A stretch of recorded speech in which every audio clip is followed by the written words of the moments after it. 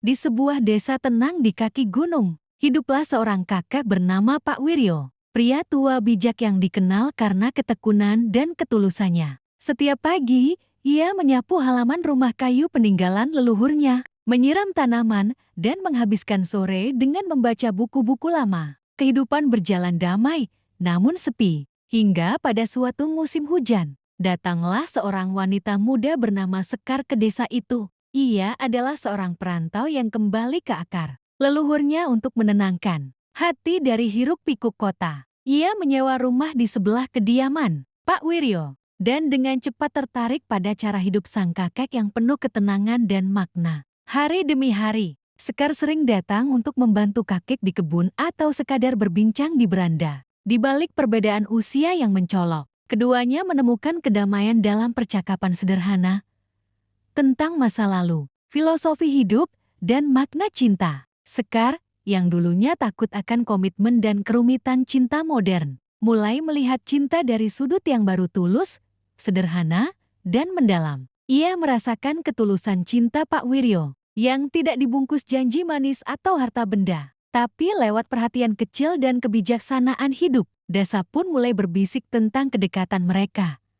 Namun Sekar tidak peduli. Baginya, cinta bukan soal usia, tapi soal jiwa. Dan di mata Pak Wiryo, Sekar bukan hanya cahaya yang mengisi sisa hidupnya, tapi juga harapan baru. Ketika Sekar mengandung buah hati mereka, dunia mereka berubah bukan karena ketakutan, tapi karena keyakinan. Cinta mereka melahirkan kehidupan baru. Di senja hari, Pak Wiryo duduk tenang di bangku kayu, sementara Sekar berdiri di sampingnya, mengelus perutnya yang membulat. Keduanya dikelilingi oleh ketenangan desa yang abadi.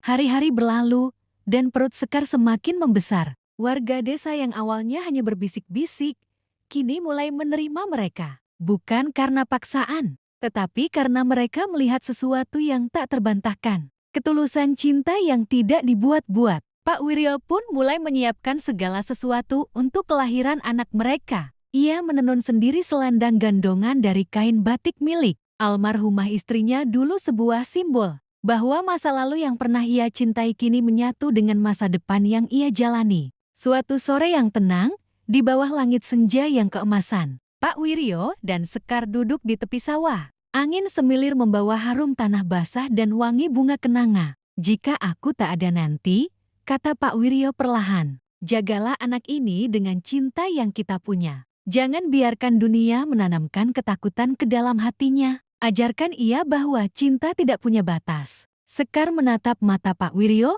matanya berkaca-kaca. Aku tak takut akan kehilanganmu, Kek, karena aku tahu, cinta yang sejati tidak pernah benar-benar pergi. Ia akan hidup di napas anak ini, di setiap langkah yang kutapaki. Mereka berdua berdiam, membiarkan alam yang bicara. Burung-burung kembali ke sarangnya, dan senja mulai memeluk desa kecil itu. Saat itu, tanpa kata-kata, mereka saling mengikat janji bahwa cinta ini akan melampaui usia, waktu, dan kehidupan itu sendiri. Malam itu hujan turun deras, membasahi atap-atap rumah dan dedaunan di pekarangan. Angin menderu kencang, dan petir sesekali membelah langit. Di rumah kayu sederhana, Sekar menggeliat kesakitan. Waktunya telah tiba. Anak dalam kandungannya ingin melihat dunia. Pak Wiryo, dengan tubuh renta dan tangan gemetar, berlari ke rumah dukun bayi yang tinggal tak jauh dari sana. Di tengah hujan dan gelap, ia berteriak memanggil bantuan. Meski usianya sudah tua, malam itu ia menjadi sosok paling kuat di desa itu karena ia tahu hidup baru sedang menanti. Beberapa tetangga datang membantu, lentera dinyalakan, doa-doa dilantunkan. Setelah berjam-jam perjuangan, akhirnya tangisan pertama bayi itu terdengar. Suara nyaring menembus malam yang gelap. Sekar menangis, bukan karena sakit melainkan karena haru. Di pelukannya, seorang bayi perempuan mungil. Matanya bersinar terang seperti fajar pertama. Pak Wiryo berdiri di sudut ruangan, air mata menetes di pipinya yang keriput. Anak ini akan meneruskan cinta kita, bisiknya. Namun malam itu bukan hanya tentang kehidupan tapi juga tentang perpisahan yang pelan-pelan merayap. Keesokan paginya, tubuh Pak Wiryo mulai melemah. Ia tidak sakit, hanya lelah, seperti pelita yang sudah menunaikan tugasnya. Sekar tahu, waktunya bersama sang suami tak lama lagi. Ia menggenggam tangan Pak Wiryo sambil menyusui bayi mereka. Dan dengan senyum yang damai, Pak Wiryo berbisik, "Namakan dia Ratri, malam yang membawa cahaya." Sekar mengangguk sambil menangis. Di pelukan cinta dan kehilangan, anak itu tumbuh menjadi simbol bahwa cinta sejati tidak pernah mati, hanya berganti bentuk.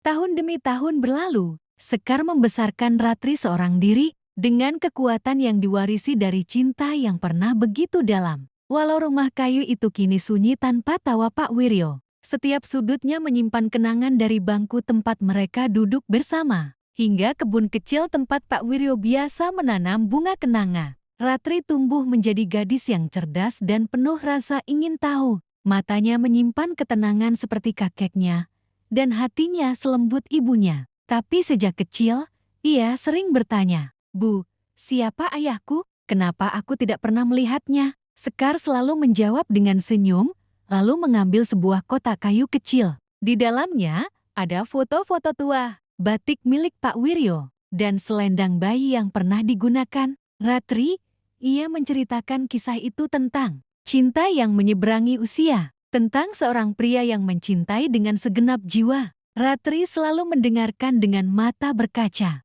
Meski ia tak pernah mengenal ayahnya secara langsung, ia mengenalnya lewat cerita. Dan yang paling ia ingat adalah kalimat ibunya, "Ayahmu tak meninggalkan apa-apa selain caramu mencintai orang lain kelak." Saat Ratri beranjak remaja, ia mulai menulis. Buku hariannya penuh dengan cerita tentang kakek tua dan wanita muda. Ia menulisnya bukan untuk dikenang, tapi untuk dibagikan. Di usia 17 tahun, ia menerbitkan buku kecil berjudul Jejak Ayah di Hati Ibu, Kisah Cinta Sejati, yang menggugah banyak hati. Orang-orang dari kota datang ke desa mencari tahu kisah cinta ini. Rumah kayu itu menjadi tempat ziarah jiwa di mana cinta sederhana menjelma menjadi warisan tak ternilai. Ratri tak pernah merasa ayahnya telah pergi, karena setiap kali ia menulis, berbicara, atau mencintai seseorang dengan tulus, ia tahu Pak Wiryo hidup dalam dirinya. Kini Ratri telah dewasa, usianya 24 tahun, dan namanya dikenal di berbagai pelosok sebagai penulis muda berbakat. Buku kecil pertamanya telah mengubah banyak hati, dan ia menjadi simbol cinta yang tidak terikat oleh logika dunia. Namun, di tengah kesuksesannya, Ratri dihadapkan pada sebuah persimpangan hati. Pada sebuah acara diskusi buku di kota Yogyakarta, Ratri bertemu dengan Rama, seorang pria muda, akademisi, cerdas dan idealis. Mereka berbincang, tertawa, berdiskusi, dan tanpa disadari, mulai saling mengisi. Rama mencintai Ratri dengan cara modern, penuh rencana, ambisi, dan masa depan yang jelas. Ia ingin membawa Ratri keluar dari desa, menjadikannya penulis besar di luar negeri, dan memutus tali yang mengikat Ratri pada romantisme masa lalu. Namun Ratri mulai resah. Setiap malam ia berdiri di halaman rumah kayu, memandangi bangku tua tempat ibunya dan Pak Wiryo dulu sering duduk. Angin malam membawa kembali suara lembut kakeknya. Dalam hening, ia bertanya pada diri sendiri, apakah cinta harus selalu bergerak ke depan, atau bolehkah ia tetap tinggal, seperti pohon yang akarnya mendalam? Suatu hari, Rama memberinya pilihan. "Ratri, ikutlah bersamaku ke Eropa. Lupakan desa ini. Kamu lebih dari sekadar warisan cinta. Kamu harus jadi legenda baru." Ratri hanya diam. Ia tahu, ini bukan sekadar pilihan antara dua tempat tapi dua cara mencintai. Cinta seperti Pak Wiryo yang bertahan dalam diam, tenang, dan penuh makna. Cinta seperti Rama yang penuh ambisi, terang, dan menjanjikan perubahan besar. Ia pun menulis sebuah surat bukan untuk Rama, bukan untuk ibunya, tetapi untuk dirinya sendiri. Di surat itu, ia menuliskan, "Aku adalah darah dari cinta yang tidak biasa, dan aku tak ingin menjadi legenda bagi dunia jika harus kehilangan jejak yang membentukku." Malam itu, di bawah langit yang sama di mana dulu Pak Wiryo memandang Sekar, Ratri duduk sendiri di bangku kayu tua. Ia tahu kemana ia akan melangkah, bukan mundur, bukan lari, tapi pulang ke cinta yang membuatnya utuh.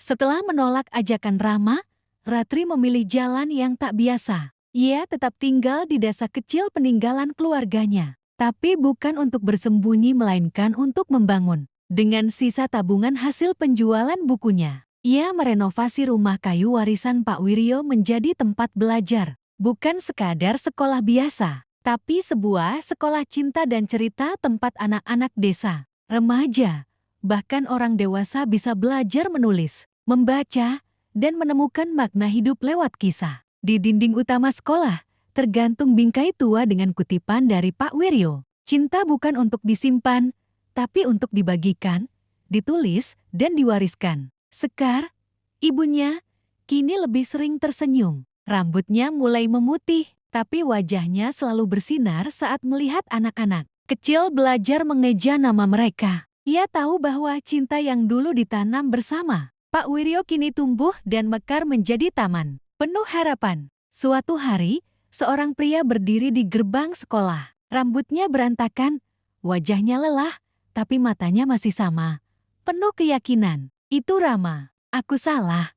Ratri, katanya lirih. Aku kira cinta hanya tentang membawamu ke dunia yang lebih luas. Tapi ternyata, dunia yang luas bisa tumbuh dari tempat yang kecil ini. Ratri tidak langsung menjawab. Ia mengajak Rama duduk di bangku kayu tua. Bangku yang telah menjadi saksi begitu banyak kisah. Di sana, mereka berbicara bukan sebagai pasangan yang harus memilih, tapi sebagai dua manusia yang sedang belajar tentang arti rumah. Dan kali ini, Ratri yang berkata, kalau kau mau tinggal, jangan karena aku, tapi karena kau percaya bahwa cinta bisa mengajar, bukan hanya mengajak pergi. Rama tak menjawab, tapi ia tinggal. Kini, sekolah cinta dan cerita menjadi tempat yang ramai dikunjungi. Anak-anak datang membawa harapan. Orang-orang kota datang mencari makna. Dan setiap tulisan yang lahir dari tempat itu membawa warisan Pak Wiryo, Sekar, dan Ratri cinta yang sederhana,